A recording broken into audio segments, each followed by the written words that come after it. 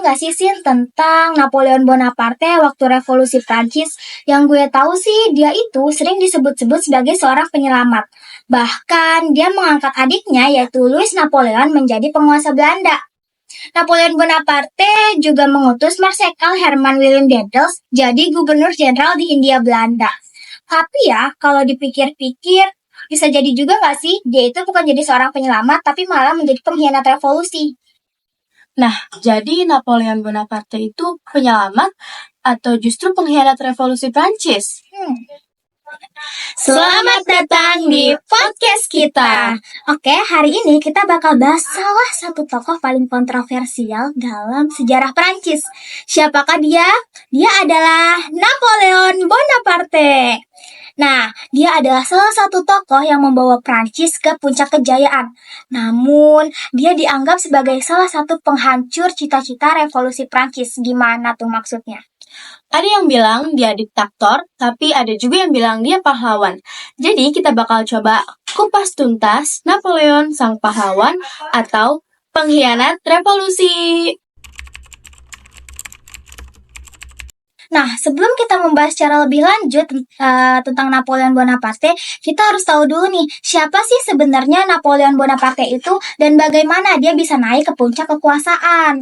Nah, jadi Napoleon Bonaparte lahir di Korsika pada tahun 1769. Karir militernya naik ketika dia berhasil mengusir pasukan Inggris dari Toulon pada tahun 1793. Lalu, pada tahun 1795, dia menumpas pemberontakan di Paris dengan strategi Nisin. Strateginya itu strategi artileri yang brilian. Lalu dari situ dia dipromosikan menjadi komandan militer di Italia. Dari situ dia berhasil meraih kemenangan yang sangat besar pada saat itu. Nah, ini yang menarik. Napoleon naik bukan karena berdarah biru, tapi karena kemampuannya. Hal ini kan sesuai banget gak sih sama semangat revolusi yang menolak keras sistem feodal dan monarki absolut? Betul. Tapi, yang jadi pertanyaannya, apakah dia benar-benar memperjuangkan nilai-nilai revolusi? Atau malah dia hanya memanfaatkannya untuk kepentingan pribadi? Titik balik karir politik Napoleon terjadi pada tahun 1799 pada saat dia sedang melakukan kudeta 18 Brumaire.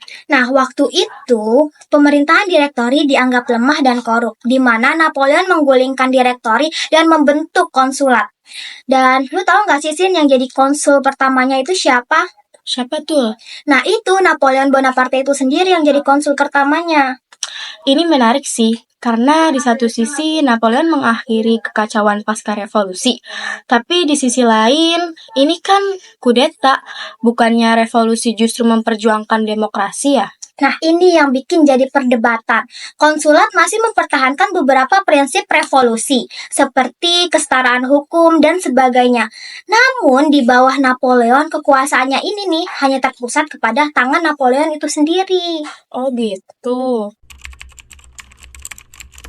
Pada tahun 1804, Napoleon mengambil langkah besar dengan mahkotai dirinya sendiri sebagai Kaisar Prancis. Nah, ini jelas bertentangan dong sama semangat anti-monarki yang diperjuangkan dalam revolusi Prancis.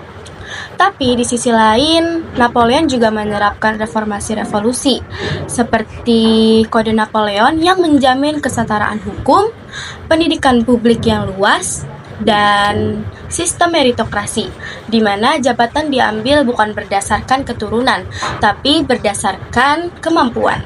Nah, jadi meskipun dia mengambil kekuasaan absolut, dia tetap mempertahankan reformasi revolusi nih. Betul. Makanya, orang-orang nih bingung nih, Sin. Dia itu sebenarnya pahlawan atau diktator?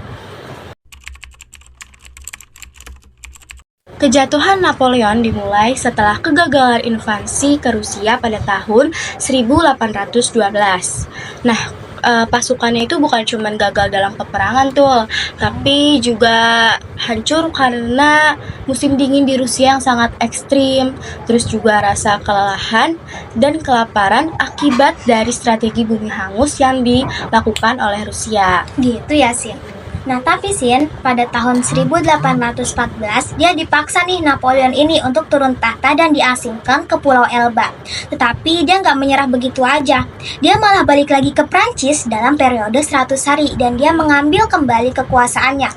Tapi pada akhirnya dia kalah di pertempuran Waterloo di Belgia pada tahun 1815. Nah, setelah itu Napoleon diasingkan di Pulau Saint Helena sampai akhirnya dia meninggal dunia. Jadi, kalau dilihat dari sejarahnya, apakah Napoleon itu lebih layak dianggap sebagai penyelamat atau bahkan pengkhianat revolusi nih? Kalau dilihat dari reformasinya, dia tetap mempertahankan nilai-nilai revolusi seperti kesetaraan hukum dan meritokrasi. Tapi di sisi lain, dia juga menghapus demokrasi dan memilih kepemimpinan yang absolut. Nah, mungkin jawabannya bukan hitam putih. Napoleon bukan sepenuhnya penyelamat, tetapi juga dia bukan pengkhianat total. Dia itu pragmatis, yang menggunakan sistem revolusi untuk mencapai atau sebagai alat mencapai kekuasaan. Nah, itu dia diskusi singkat kita kali ini. Menurut kalian, Napoleon Bonaparte lebih cocok untuk dipanggil penyelamat atau Pengkhianat revolusi?